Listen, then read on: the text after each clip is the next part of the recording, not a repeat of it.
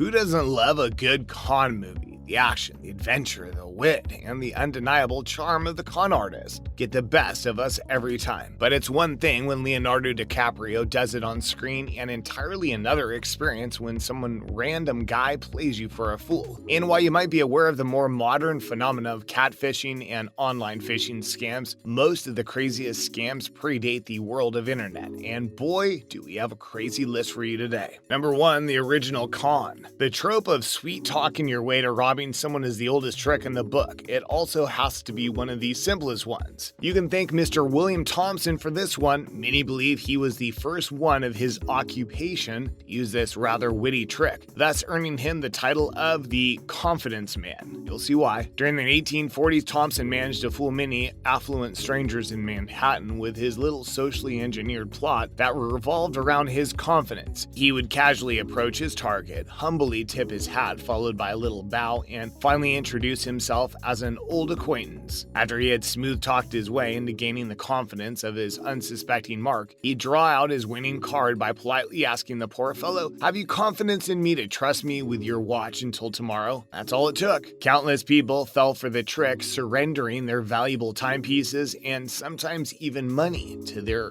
good old friend Thompson. The sheer brilliance of this trick lied in understanding the human nature, which Thompson did and carefully played around with. It's hard to put the OG of cons anywhere but at the top of our list. Number 2, for sale, the Eiffel Tower. As insane as it might sound, there was a scammer who tried selling one of the 7 wonders of the world. Not once, but twice. The towering structure in the City of Love was built for the 1889 World's Fair, claiming the title of tallest structure built by humans at that time. And a few years later, it was being sold to metal dealers for scrap by the crafty Victor Lustig. Lustig came up with this crazy scheme after learning of its extremely expensive upkeep. He somehow managed to find who could arguably be called the most gullible scrap metal dealer in all of France for giving a quote on the landmark. Lustig even managed to get a sizable bribe out of the poor man before the trickster pulled a Houdini. The scam worked out so well for him that he supposedly came back to Paris the following month, ready to sell the Eiffel Tower once again. This time, however, he wasn't successful, but he did manage to evade arrest, which is still pretty darn impressive. Number 3, the legend of Gregor MacGregor and his imaginary country. MacGregor, a charming war veteran from Scotland, not only managed to reinvent himself in a new light, he also made up an entire country and then sold it. MacGregor donned the new identity of cacique, a man wealthy enough to be the owner of a place called Poyas, tucked away in Central America. A good con man is nothing if not thorough. MacGregor backed up Poyas with maps and statistics, wrapping the pretty little deceit in an impressive leather-bound guidebook. Not only that, he went through the trouble of adding commentary for the imaginary land. According to Dr. Thomas Strangeways, a clever alias of MacGregor himself, the country had friendly natives, lush trees filled with fruits and riverbeds lined with gold chunks. Turns out no one could pass up on a place that sounded too good to be true. Well, spoiler alert, it was too good to be true, which the naive investors discovered only after they had emigrated to what really was a stretch of wilderness in the middle of Honduras. MacGregor even got away with his con, scamming a modern equivalent of €4 billion out of hundreds of people who invested in his piece of paradise on Earth, ironically where many of the immigrants died because of malaria. Number 4, the Prussian Black Widow. Some believe women are better suited to the con than men, probably because back in the day, men had a hard time believing a woman could be smarter than them. I delight in getting into the confidence and pockets of men who think they can't be skinned, are Bertha Hyman's exact words. She was a Prussian immigrant, and her con routine involved fleecing rich gentlemen by playing a helpless rich widow who couldn't access her fortune. Bertha started with her widow farce the moment she set foot in the United States. Apparently, she met her first victim on a train from the Windy City, Chicago. The gullible car conductor was convinced of Bertha's ruse when she showed him a mansion on a large property, claiming to be the the owner. The catch was she needed a little cash until her agent paid her inheritance. And voila, she had him duped. A string of unsuspecting men followed, rushing to loan money in return for a cut of her inheritance, which never came through. Number 5. The hateful Hitler's Diaries. What would you give to read the Nazi dictator's innermost thoughts? Well, we know what the Stern magazine was willing to give, a whopping amount of over 2.5 million euro for the unearthed Nazi treasure. Unfortunately for the magazine, the diaries were forgeries. Excellent ones at that. Back in 1983,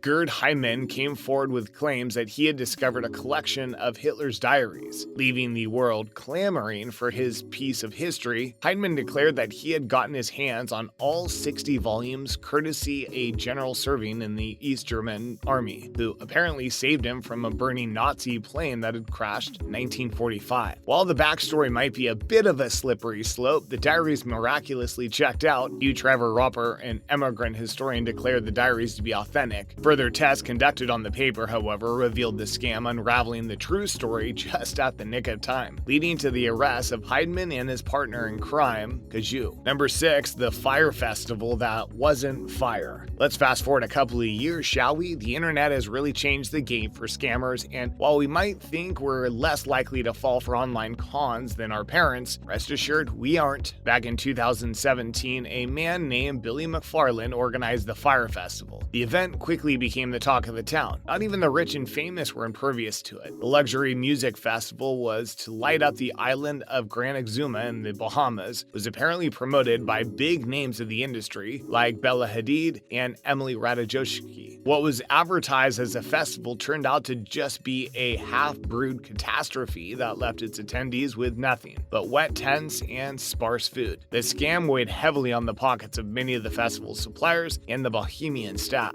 Luckily, McFarland was caught and sentenced to 6 years in prison for wire fraud, amongst other things, and his scam went on to becoming a docu-series. Number 7. The German Heiress Who Never Was. Most of us at 28 are trying to find some sense of stability in our lives. Not Anna Delvey. At 28, the socialite / German heiress is building a private club, living the lavish life between the New York's rich and famous. Whether you're impressed by her grand life at a young age or are annoyed at the kind of money she's been handed on a silver platter, you've been scammed. For the young Anna Delvey is actually Anna Sorokin, a college dropout from France who, as it turns out, doesn't have the money to back her phony yet expensive lifestyle. Sorokin's elaborate scam began after she moved to the city of dreams, when she started weaving her way into the social scene, making countless contacts with deep pockets. Over the period of the long con, she created a fake family only to kill them off periodically to evade owing thousands of dollars in bills. Some of the famous parts of the scams are when she duped a friend out of $62,000, managed to deceive a jet charter company out of $35,000, and a hotel out of $11,518. Safe to say, this girl really knew what she was doing. Sorokin was eventually caught after an investigation which found her guilty on multiple counts of grand larceny. Owing to her con, Delvey was looking at 4 to 12 years in jail time, along with approximately $223,000 in restitution and fines. Despite her harsh sentence, Anna was released earlier this year, only having served 3 years in prison. Who knows, maybe Sorokin will mend her ways, considering she might rise to even more fame, although this time in a legitimate line of work. Grey's Anatomy Shonda Rhimes have begun production of a Netflix show featuring Anna's life as we speak. Say what you will, but there are worse endings for scammers. Now, on a more serious note, we do advise you to stay wary of fraudsters and scammers alike, as complaints regarding bogus prizes, sweepstakes, and free gifts nearly doubled in the last year. And with that, we conclude our list of the craziest scams of all time. You think Netflix's next big hit is hiding somewhere in our list? Let us know in the comments. Be sure to like and subscribe. Thanks for watching.